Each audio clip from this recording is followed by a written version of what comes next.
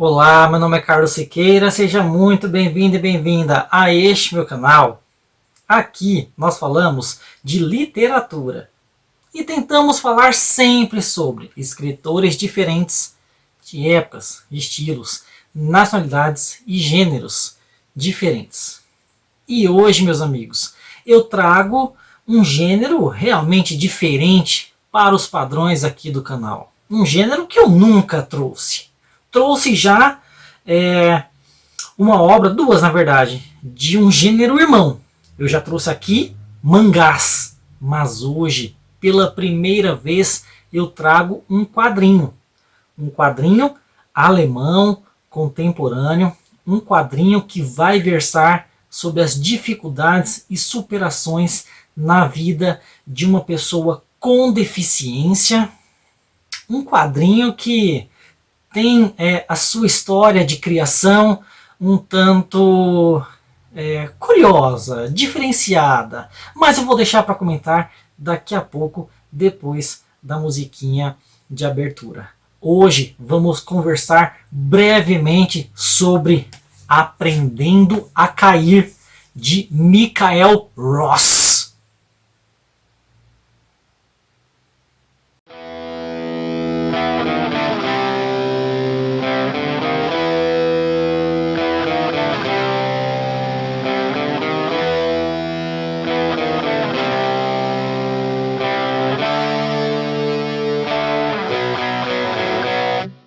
Muito bem, meus amigos, já fui interrompido 1000 vezes aqui antes de começar a gravação, porque hoje é dia 12 de julho, um sábado à noite, então as motos estão daquele jeito. Pois bem, e eu também não sei muito como iniciar esse vídeo, porque eu não sou um comentarista de quadrinhos, nem mesmo um grande conhecedor. Eu sou um admirador de literatura, mas eu devo dizer que eu li Aprendendo a Cair, de Michael Ross, gostei muito, deixo recomendado de antemão e pensei, não, eu preciso fazer um vídeo sobre ele. Tá? Mas antes de entrarmos no enredo, deixe-me fazer um comentário antes aqui. Na introdução, eu havia dito que a história por trás da criação de Aprendendo a Cair era curiosa, diferente. Por quê? Porque essa é uma obra que foi encomendada. Encomendada por quem? Por uma instituição evangélica. Que é isso, né? Vamos falar aqui de religião? Muito pelo contrário, tá? Mas é uma obra que foi encomendada por uma instituição alemã evangélica de mais de 150 anos de existência. E é justamente por ter feito, no ano passado, 2024, 150 anos de existência, que a instituição então pediu, né, para que o Michael Ross fizesse uma história que mostrasse o dia a dia desse lugar. Que lugar é esse? Não é? Bom, a instituição se chama Neuer Herod. Eu vou falar assim, tá? Porque eu não sei como é que fala. Se escreve Neuer Herod. Eu procurei a pronúncia no Forvo, que é um site que tem as pronúncias de todas as palavras, né? Inclusive com sotaque. Sei lá, uma palavra que existe, por exemplo, no alemão e no francês, você tem lá as duas pronúncias. Pois bem, mas essa palavra não estava cadastrada. Me deram até os parabéns, né? Falaram, nossa, você procurou uma palavra que ninguém ainda mencionou aqui. Pois bem, então eu vou falar Neuer Herod. Neuer Herod é uma instituição evangélica alemã que cuida de pessoas que tem deficiência, assim como o nosso protagonista aqui, tá? Se chama Noel, depois eu comento sobre isso. Pois bem, ela começou em 1800 e alguma coisa, com 3 pessoas, a filha de um banqueiro, um médico e um pastor. Tá? E o intuito era esse, cuidar de pessoas que precisavam de cuidados, pessoas com necessidades especiais, pessoas com deficiência. E o público foi aumentando de maneira que hoje em dia é um lugar enorme. Aqui mesmo na obra, por exemplo, o nosso personagem, para visitar tal pessoa, tem que ir de ônibus. E é dentro da própria Neuer-Herode. Tá? Não é que está indo para outra cidade, não, é que é muito grande o espaço mesmo. As pessoas vivem lá, as pessoas praticam esportes, as pessoas trabalham lá dentro. Tá? Então, um espaço assim para que a pessoa se desenvolva. Pois bem, agora sim é que vamos entrar na história, meus amigos. Né? Eu só queria dizer, neste início, que a obra foi encomendada, né, pelos seus 150 anos de existência. Muito tempo, meus amigos. Pois bem, qual que é a história aqui? Bom, nós temos esse menininho chamado Noel. Vejam, um rapazinho. Né? O Noel ele tem alguma deficiência. Não é dito que, aliás, esse é um dos pontos positivos. Eu vou elencar vários aqui, tá? Esse é um dos pontos positivos da obra. Porque, embora ela tenha sido encomendada por uma organização evangélica, nós temos vários pontos de liberdade aqui. Então, nós sabemos que o menino ele tem alguma necessidade especial, mas não é dito que. Não se sabe se ele é autista, se ele tem síndrome de Down, se ele tem uma deficiência intelectual. Não se sabe. Tá? E ninguém fica comentando. Não só sobre ele, como nenhum dos outros personagens. Isso eu achei maravilhoso. Tá? E depois eu vou elencar outros pontos também. Tá? Pois bem, então nós temos esse menininho no dia do seu aniversário, dentro do mercado, conversando com a mãe dele, na verdade fazendo um escândalo lá no mercado, porque ele ama a mãe dele, ele fica gritando, eu amo minha mãezinha, né? hoje é o meu aniversário, né? E a mãe dele fala, tá bom, chega, para de gritar, né? Para com isso, né? Cala a boca, né? E isso eu também achei assim maravilhoso, tá? Porque nós temos um retrato de uma mãe no dia a dia mesmo. Não é aquela figura de mãe que é quase um anjo na terra, né, que aceita tudo do filho, principalmente do filho que tem alguma deficiência. Não, não. Aqui a mãe briga, a mãe fica brava, chateada, mas ela ama o filho. Tá? Mas é mostrado então... A mãe, tá, chega, pode fazer barulho, você tá chatão, né? E é o aniversário dele, e ele faz aniversário, que dia, meus amigos? No dia 25 de dezembro, no Natal, né? Natal, que tem a ver com o nascimento de Cristo, mas vejam vocês de novo, mais um ponto a se elogiar aqui. O personagem, ele poderia muito bem se chamar Jesus, porque ele nasceu no dia 25 de dezembro, mas não. Ele se chama Noel, que lembra o quê? Papai Noel, né?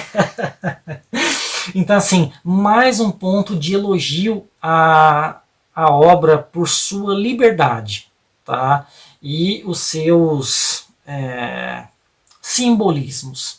Eu ainda vou elencar mais pontos, aguardem, meus amigos, né? Eu vou comentar boa parte do livro, tá? Pois bem, tem o aniversário dele e ela dá 2 presentes para ele. Ela dá uma guitarra, porque ele é fã de rock, meus amigos, de metal. Não, metal não é mencionado, tá? Só de rock mesmo. E 2 ingressos para assistir ao AC/DC, grande banda de rock, assim, uma das maiores de todos os tempos. Para quem não conhece, tem que conhecer, banda australiana, né? Que tem assim diversos hits, né? Lotam arenas, estádios. Tem um dos álbuns mais vendidos de todos os tempos, que é o Back in Black. Uma banda absurda. Uma banda que eu não sei se você sabe, mas já foi a preferida de Carlos Siqueira. Meus amigos, por essa você não esperava, hein? Quando eu era adolescente. Na verdade, foi mais por uma conta de influência, né? Era a banda preferida do meu pai e eu acabava ouvindo muito. Tem CD original aqui em casa, tem DVD, eu já tive camisa. Meus amigos, né? Por essa você não esperava, né? Pois bem, aliás, esse é outro ponto positivo na liberdade da obra. Lembremos, foi encomendada por uma instituição evangélica. E o AC/DC, ele é visto por muitas pessoas como uma banda satânica. Não tem nada de satânico, tá? Mas há quem diga. Inclusive, a música preferida do nosso Noé é Highway to Hell, a estrada para o inferno. Ele menciona isso aqui. Então, assim, a liberdade que o autor teve foi muito grande. Outra coisa que eu esqueci de mencionar. Para descobrir, para aprender mais sobre a Noyer Kerod, ele viveu por 2 anos lá dentro, tá? Para conhecer como são as pessoas, como é o tratamento e tudo mais. Tá? Então, assim, mais um ponto positivo aí, a liberdade que o autor teve para criar. Pois bem, ela deu a guitarra, deu 2 ingressos, um para ele e um para ela, para eles assistirem ao AC/DC, a banda preferida dele. Acontece, meus amigos, que na mesma noite ela sofre um acidente, ou um AVC, não se sabe ao certo. Olha a moto subindo aí. Ó.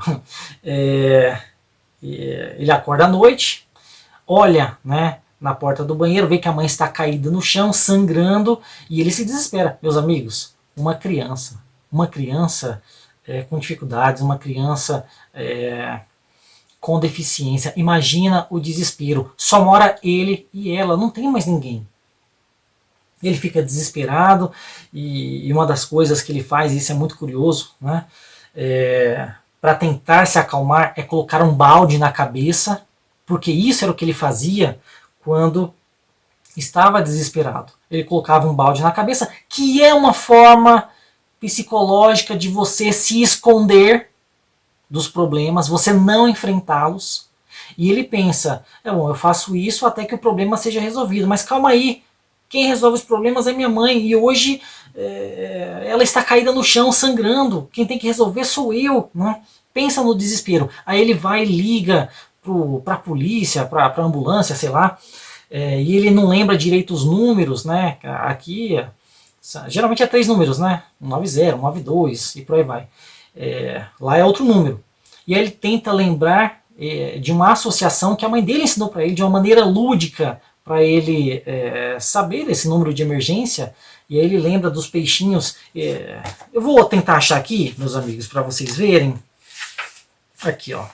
Não sei se vai dar para captar, tá? O número que ele tinha que ligar é 112. Aí ele fala, eu lembro que tinha peixinhos. Aqui é a associação que a mãe dele fez, né, para que ele decorasse o número. Né? Ele liga e fala, tá, mas qual que é o endereço? Ele não sabe o endereço de casa, ele não sabe o número, aí ele corre até a calçada, olha, aí volta correndo. Então assim, pensa no desespero. Né? A mãe dele é levada para o hospital, ela fica em coma, e ele então é levado para Noyer Kerod. Né? Um homem bigodudo leva ele para lá e fala, não, lá tem outras pessoas como você vai gostar. Não, mas lá não é minha casa. Não, mas calma lá, você vai se acostumar a isso. Não é? Chega lá, ele encontra outras pessoas, todas muito diferentes. Nós, então, sabemos que eles têm alguma dificuldade, alguma deficiência, mas não nos é dito o quê, tá? Eu não vou lembrar o nome dos personagens, tá? Não vou lembrar não. Mas tem uma menina, por exemplo, que já se engraça com ele logo no começo, que ela parece ser meio hiperativa. Tem um outro rapaz que tudo dele precisa ser muito exato. Ele tem um hiperfoco com números, né? Então ele lembra datas, ele lembra horários, né? Ele é muito exato assim, não, vamos logo que é 6h55 e a nossa janta é 7 horas, bora, não pode se atrasar não, né? Então tem várias outras pessoas assim. E chegando lá ele conhece essas pessoas e acaba se apaixonando por uma moça. É a primeira vez que ele se apaixona também, ele nem sabe o que é isso, né? Uma moça bem mais velha do que ele, meio gordinha, aparentemente careca ou com a cabeça bem raspada, chama ele para dançar, ele dança, ele gosta muito dela, a trata como princesa, e isso é maravilhoso também, porque é uma inversão de valores, de senso estético, né? Quando se pensa em princesa, a gente pensa numa mocinha magrinha, geralmente branca, de cabelos claros, geralmente, né? E ele não. Ele chama de princesa a moça que é bem mais velha do que ele, que mal tem cabelo ou é careca mesmo, e é gordinha, né? Mas para ele, ela é a princesa, né? Acontece que ele a viu na discoteca, né? Tem uma discoteca lá dentro. e demora para vê-la de novo. E essa moça, ela tem outros pretendentes. Ela é uma pessoa muito popular lá. Pois bem, e a gente vai aprendendo com ele sobre a vida. Porque lembremos, ele vivia só com a mãe. Agora ele tem que conviver com outras pessoas que também têm as suas dificuldades, mas que se provam amigos dele. Tá? Então, assim, uma obra sobre amizade, uma obra sobre aprendizado, sobre superação, e tudo de maneira muito simbólica e às vezes até engraçada. Tá? E tem que lembrar que as experiências dele aqui, muitas delas, são a primeira vez dele. Tá? Então ele se apaixona, ele se decepciona, e como vou dizer, né? Tem a mocinha que gosta dele, mas ele não a vê da mesma forma também, e isso também a machuca, também fica triste. É uma história de vida, meus amigos. Né? E lembrando que ele tem alguma deficiência. Então, assim, às vezes ele é meio lento, é meio escandaloso. Uma obra assim que eu gostei bastante, achei muito tocante e muito simbólica. Né? Como eu falei, por exemplo, o nome dele é Noel. Talvez porque ele nasceu no dia 25 de dezembro, que é o nascimento de Cristo. Né? Aí a gente lembra que ele sofreu essa perda da mãe logo no começo, as primeiras páginas, tá? Não é spoiler não. Mas que depois ele supera isso. Ou seja, né, há um renascimento do personagem. E há outros momentos aqui também que não cabe ficar comentando, senão o vídeo vai ser longo demais. Eu já estou falando aqui, estou vendo por 16 minutos. Né? Mas uma obra sobre aprendizado. Meu Deus, parei numa página aqui. Eu parei justamente na página aqui que chega a ser engraçado, né? Ai, ai. Eu vou comentar, tá? Eu vou comentar isso aqui. Quando ele fala que ele gosta dessa moça, né, mais velha, na verdade ele não fala que ele gosta, né? Ele fala que ele quer vê-la.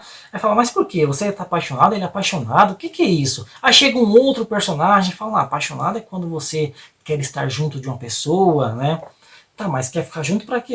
Pra você beijar a pessoa. Aí tem outro lado que fala, beijar, credo, né? Que nojo, né? Aí outro, tá, mas beijar pra quê, né? E depois? Depois, né? Depois você faz sexo com a pessoa, né? Quando você já tem intimidade com ela. E aí, mas o que é isso? Aí chega uma outra pessoa, né? Você tem que lembrar que são pessoas que têm deficiência, ou seja, né? Elas não... como vou dizer? Elas não conhecem muito bem as regras sociais, né? Aí chega uma outra pessoa e fala, não, você tem que assistir isso aqui, ó, né? Meu Deus, né? E entrega para ele uma fita pornográfica, que é isso, meus amigos, né? E aí ele e um outro colega lá colocam para assistir no meio da sala lá, aí chega uma outra pessoa, assiste e fica, nossa, uau, que isso, né? E assim, ninguém sabe direito o que é. Tá? E isso aqui eu achei maravilhoso, né? Porque não há um julgamento moral de nenhum personagem. Um só fala, eu acho que você não deveria ver isso na sala, tá? Eu acho que você tem coisas melhores para fazer, tá? E todo mundo que está assistindo ali, né? não sabe direito o que é aquilo que está acontecendo, não é? Uma relação sexual. Não é?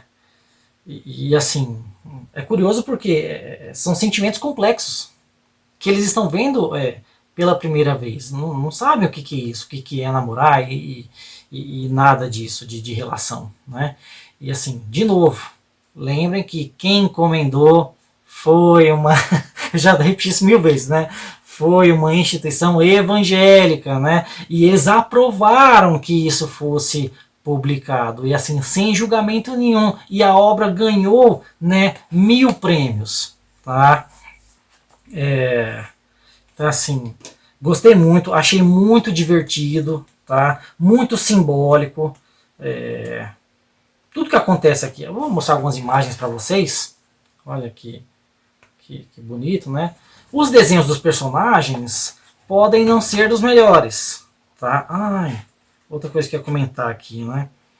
Que eu vi o rapazinho aqui com uma capa. Não sei se vocês estão vendo. Ele está vestindo uma capa dourada. Assim como na capa, aqui, ó. Né? Ah, eu já ia me esquecendo. Eu falei para vocês, meus amigos, né? Eu não sou um comentador de quadrinhos. Eu já ia deixando passar uma parte importantíssima para comentar. Vocês estão vendo essa capinha dele, né? Amarela, dourada. Dourado que lembra. Que lembra não, né? Que remete a rei, rainha, príncipe, tá? Alguém nobre, tá? Acontece que essa capa que também nos remete aos super-heróis, às pessoas que são protagonistas, né? Como ele deve ser da sua própria vida. Essa capa, na verdade, era o cobertor que a mãe dele foi enrolada pelos médicos ao ir para o hospital. Só que eles deixaram o cobertor cair, ele pegou e fez de capinha para ele. Tá? Ou seja, né, aquilo que estava relacionado à perda da mãe se tornou uma parte dele que, metaforicamente, o torna um herói. O herói de si mesmo. Isso por si só já é simbólico e bonito. Agora percebam outra coisa. Essa roupinha dele, esse pijama, lembra alguma coisa? Eu falei que a instituição Neuer-Herolde era alemã e que ela tinha mais de 150 anos, certo? Ou seja, ela viu passar pela Alemanha o nazismo. Tá? E isso é uma parte muito importante aqui da obra. Ele conhece várias pessoas. E uma dessas pessoas é uma velhinha. Se chama Irma. Não é irmã, não. Irma. Tá?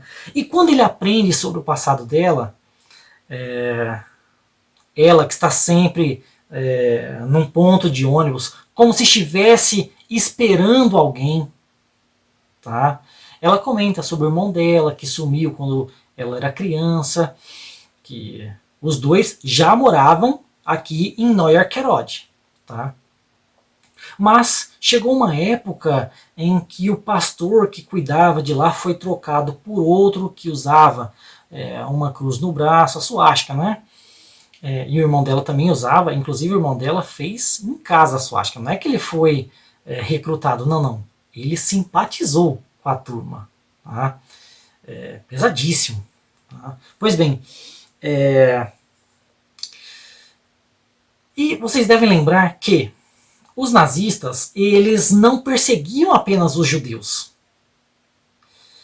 Eu recomendo que quem não conhece, que procure um documentário chamado A Arquitetura da Destruição. Eu assisti no ensino médio ainda, isso aqui, tá? Lá para 2011, 2010. Depois eu revi, é claro. Tá? E lá, o pessoal do documentário vai dizer que essa guerra, a Segunda Guerra, foi curiosa porque pela primeira vez o pessoal que estava manipulando tudo era metido a artista e que buscavam o belo, de certa maneira, a sua forma, mesmo que destruindo. E para ter o belo, você tinha que destruir aquilo que não era belo. E eles perseguiam, então, não só os judeus, como pessoas doentes, como pessoas deficientes, anões, pessoas que tem assim qualquer um traço fora do padrão, tá? Então, vejam vocês de novo a roupinha dele, o pijaminha, que lembra, né, os pijamas, os uniformes das pessoas, dos judeus que eram colocados em campos de concentração. E aí você pega Neuer Herod, uma instituição que abriga várias pessoas com deficiências. O que vocês acham que esse lugar se tornaria? Um alvo para os nazistas? Opa, a gente quer destruir, a gente quer acabar com pessoas deficientes. A gente tem um lugar cheio de pessoas lá dentro. O que a gente faz? A gente toma conta do lugar. E aí o menino tem um momento que fala, ô irmã, o pastor que cuidava, disseram que ele ia sair de férias, mas ele não voltou. E eu digo mais, tá vindo uns ônibus aqui com tudo, as janelas pintadas de preto, e tá levando vários de nós aqui. E essas pessoas não estão voltando. Irmã, se esconda. Eles foram separados por um muro que nos remete também a, posteriormente, o muro de Berlim. Tá? Mas não é o caso aqui. E aí então a irmã foge para a floresta e várias pessoas são subjugadas. Não? Vamos utilizar essa palavra aqui. As pessoas desaparecem. O irmão dela nunca voltou, mas ela, mesmo depois de velha, 1000 anos depois, está lá no ponto, sempre à espera dele, embora diga que ele nunca vai voltar. Então assim, também pesado, né? Um mangá que vai assim, do cômico ao trágico. Um mangá não, pô, um quadrinho, é que eu tô acostumado com mangá. Então assim, gostei muito, uma parte pesada, uma parte reflexiva, importante e simbólica. Tá? Quando eu vi a capa, né, esse uniformezinho assim, e eu vi que era alemão, falei, será que vai mencionar alguma coisa? E realmente mencionou. Ó, aqui tá peguei bem na página aqui do ônibus, do carro, que tá tudo preto, pintaram as janelas, ó. Que levavam as pessoas deficientes para outros campos de concentração. Meus amigos. Então, não vou comentar mais sobre a obra, tá? Mas vocês viram que é uma obra que é bonita, é reflexiva, é poética, é engraçada, que vai falar sobre amizade, vai falar sobre superação. Olha o nome do livro, Aprendendo a Cair. Isso aqui faz referência a um acontecimento, tá? Dentro da história, mas que a gente entende que é aprender a lidar com a vida, a cair e a levantar, a você aceitar a queda, a você amortecer a queda com os conhecimentos, com a experiência, com o aprendizado de mundo que o nosso querido Noé tem de passar, tem de lidar. Tá? Eu não vou comentar mais porque são muitos trechos aqui que eu gostaria, tá? Muitos momentos simbólicos, e eu vou deixar para quem ler. Fica a recomendação de hoje, Aprendendo a Cair, de Michael Ross, um quadrinho, uma graphic novel contemporânea, foi lançado aqui em 2024, editora Nemo. Gostei muito e recomendo a todos. Falei demais, 27 minutos nesse take aqui, e eu gostaria de falar mais ainda, mas não vou falar não. Eu espero que vocês tenham se interessado pela história. Se você se interessou, o link para comprar a obra está sempre aqui embaixo na descrição do vídeo. Se você chegou até aqui, se você gostou do vídeo, curta, comente, compartilhe, se inscreva no canal, essas coisas todas que você está acostumado a fazer. Perdoe a minha falta de habilidade em falar sobre quadrinhos, até porque eu não escrevo roteiro, tá? Então eu falo tudo de cabeça. Eu comecei a ler ontem, terminei hoje, mas poderia ter lido assim num dia só, tá? E quase que eu deixo de falar de um momento muito importante, né? Um momento, uma cena e toda uma carga simbólica impactante na obra, mas ainda bem que eu lembrei. Meus amigos, é isso. Espero que vocês tenham se interessado, que tenham gostado. Muito obrigado e até a próxima. Como é que é? Por que eu gravei esse vídeo sobre quadrinho utilizando uma camisa de anime, de mangá, especificamente do Death Note, o Caderno da Morte, com o personagem L aqui na representação? Ora, porque o L ele é visto por muitas pessoas como um autista, tá? Como uma pessoa que tem um nível de inteligência muito acima do normal.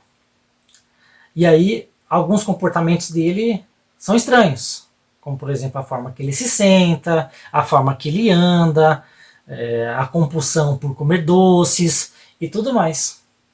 Foi por isso. Não foi à toa, não.